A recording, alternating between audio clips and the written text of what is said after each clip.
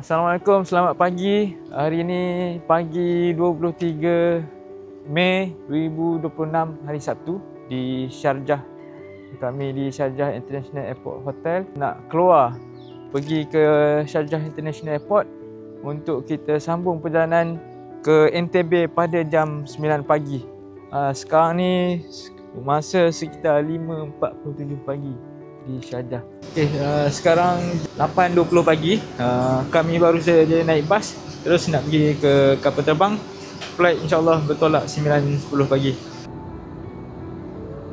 Setelah 5 jam perjalanan dari Sharjah, akhirnya kami sudah landed di NTB International Airport. Sekarang ni kami sedang tunggu rakan kami untuk kita sambung lagi perjalanan menuju ke Mbale yang memakan masa lebih kurang 5 jam.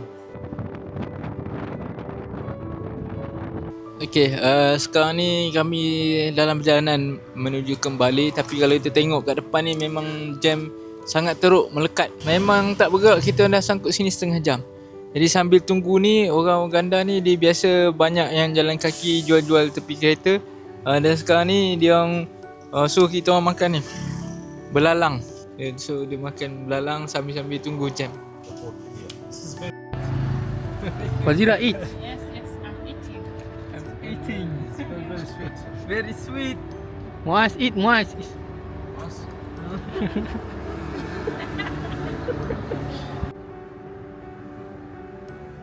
Kalau kita tengok trafik sangat jam hari ni. Kami dari airport NTB tadi sekitar pukul 3 lebih. Sekarang jam 7.46. Masih jam lagi. Kami masih belum keluar daerah Kampala lagi. Kami berhenti singgah solat di Masjid Rahman. Kemudian kami sambung perjalanan. Kita orang dah sampai di Hotel Mbale ni. Kita orang bertolak tadi dari airport NTB jam 3 petang. Kami sampai di Hotel Mbale ni pukul jam 1 pagi. Jadi perjalanan yang agak panjang kerana trafik hari ni terlalu jam. Kebiasaannya dari NTB ke Mbale sekitar 5 hingga 6 jam. Tapi hari ni ambil masa 10 jam untuk kami sampai ke Mbale ni kerana trafik yang agak teruk.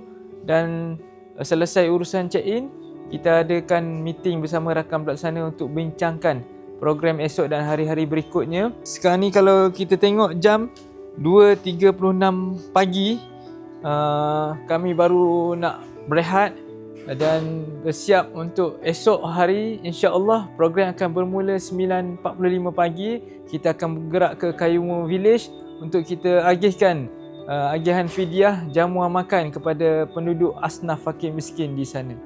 Jadi teruskan bersama kami, ikuti program-program yang kami akan laksanakan di Uganda tahun ini.